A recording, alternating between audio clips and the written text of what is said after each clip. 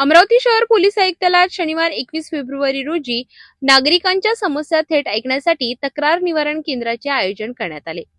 अमरावती शहर पोलीस आयुक्तालयात शनिवारी ही तक्रार निवारण केंद्राचे आयोजन पोलीस आयुक्त राकेश ओला यांच्या पुढाकाराने पार पडले। या उपक्रमात शहरातील विविध भागातील नागरिकांनी मोठ्या संख्येने सहभाग घेतला। या तक्रार निवारण केंद्रात एकूण 35 नागरिकांनी आपल्या तक्रारी थेट पोलीस आयुक्तांसमोर मांडल्या। यामध्ये जमीन वाद, फसवणूक, मारहाण, शेजारील वाद, सायबर गुन्हे तसेच पोलीस ठाणे स्तरावर प्रलंबित असलेल्या तक्रारींचा समावेश आहे।